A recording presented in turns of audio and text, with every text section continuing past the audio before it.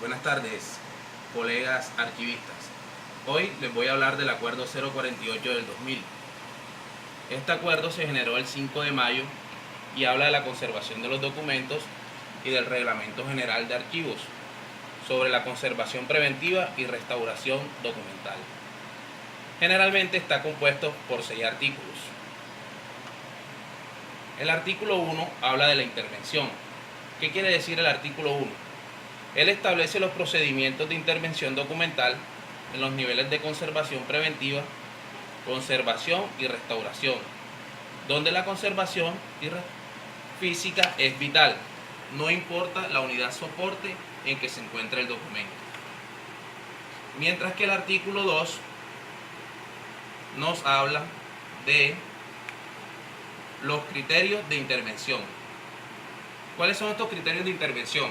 Nos dicen que se implementan de acuerdo a una serie de principios para implementar materiales inocuos y compatibles con aquellos que se componen con su tecnología de elaboración. El artículo 3 nos habla del valor de los usos de los documentos. En resumen, quiere decirnos que las intervenciones deben ser acordes con la funcionalidad de la documentación, tanto en sus valores primarios como en sus valores secundarios. El artículo 4 nos habla de la conservación integral, los tratamientos de conservación preventiva o restauración, que deben estar predecidos de la estricta documentación del bien documental. ¿Cómo así? Esta restauración debe estar con un examen de diagnóstico que fundamenta o sustenta las medidas a trabajar. El artículo 5 nos habla del aval. Nos quiere decir que los materiales de intervención, así como los procedimientos metodológicos en cualquiera de las fases de conservación, deben ser avaladas por el Laboratorio de Restauración del Archivo General de la Nación. El aval se consigue mediante acuerdos, resoluciones o normas técnicas.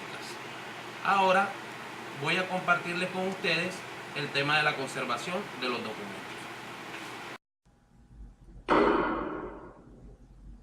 Los tres principales enemigos de la conservación de documentos son la luz, la temperatura y la humedad. Hasta aproximadamente mediados del siglo XIX, los papeles se fabricaban a mano, en molinos, con fibras vegetales, especialmente lino y algodón. Hasta ese momento, el papel tenía un costo relativamente alto y no era un artículo tan popular como lo es hoy. Aunque todavía hoy hay papeles que se siguen fabricando con lino y algodón, como por ejemplo este. Cerca de 1850, una escasez general de lino hizo buscar nuevas formas de producción, y se comenzó a producir papel con pulpa o pasta de celulosa, que es un residuo fibroso de la madera de los árboles. Para el tratamiento de la fibra de celulosa se comenzaron a usar en 1870 ácidos como el ácido sulfúrico y el ácido acético. Para el blanqueado de la composición se usaban ácidos clorados. La presencia de estos ácidos en los viejos documentos reacciona ante la temperatura, la humedad y la luz, y crea reacciones químicas indeseables, como el amarilleamiento de las hojas, la degradación del papel y demás efectos biológicos como la formación de hongos, bacterias e infestación de insectos. La humedad, o sea, el vapor de agua condensado en el aire, inicia una cadena biológica que es un desastre. El polvo acumulado en las regiones húmedas es un caldo de cultivo y alimento para los hongos, y entonces las esporas se depositan en la superficie de los papeles y comienzan a reproducirse. A su vez, los hongos serán un atractivo alimento para algunos insectos y bacterias. Es un proceso que, si se deja avanzar, hace verdaderos estragos. Los papeles con moho comienzan a ponerse blandos y aparecen manchas de color amarillento o marrón. Luego se degradan hasta perder porciones de su contextura. Pero la falta de humedad el ambiente muy seco también es perjudicial. Los papeles se vuelven frágiles y quebradizos, y al menor contacto se rompen. La humedad se mide con aparatos llamados higrómetros, que miden el porcentaje de humedad relativa en el ambiente. La humedad ideal para un ambiente de conservación está entre el 30 y el 50% de humedad relativa. Debe tener la mayor estabilidad y la menor variación posible, pues las variaciones de humedad provocan más daño que un rango inadecuado estable. Otro factor importante a cuidar en un ambiente de conservación de documentos es la luz. La peor luz, la más dañina y que es invisible al ojo humano, es la ultravioleta de los rayos del sol. Los ácidos presentes en el papel reaccionan muy rápido ante la radiación UV y comienzan a degradarse. Si hay entrada directa de luz de sol, es recomendable poner cortinas especiales que filtren los rayos ultravioletas. De las luces artificiales también son poco recomendables la fluorescente y la halógena. Lo ideal es tener una luminosidad controlada, que esté en el orden de los 50 lux. Un lux es una medida de iluminación por metro cuadrado. Es un valor muy usado por los fotógrafos que suelen medirlo. ¿Cómo saber lo que es un ambiente con 50 lux? Bueno, para tener una idea, es la iluminación suave de un living en un ambiente apacible.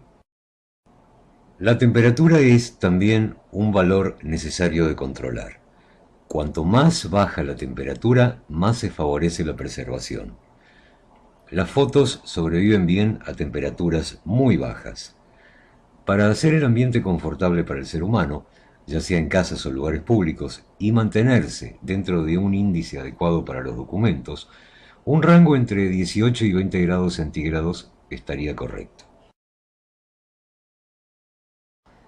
En resumen, las condiciones ideales para la conservación de documentos son una iluminación suave de 50 lux, una humedad relativa ambiente de entre el 30 y el 50%, pero con un rango estable, y una temperatura de entre 18 a 20 grados centígrados o 60 a 70 grados Fahrenheit.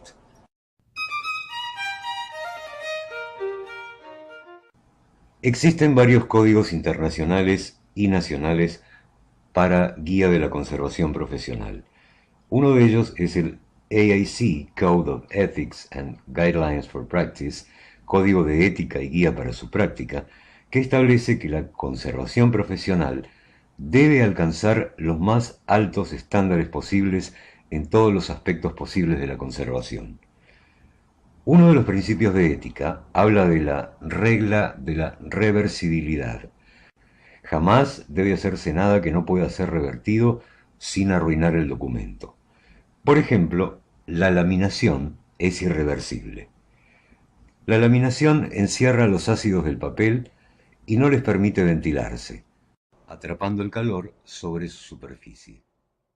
Los papeles enrollados deben desenvolverse con mucho cuidado, dejándolos unas horas en un ambiente con alta humedad, para hacerlos más flexibles en el momento de desenrollarlos y evitar que se rompan. Bueno, colegas, espero que les haya gustado este tip de conservación de documentos y nos vemos en una próxima oportunidad. Nos vemos.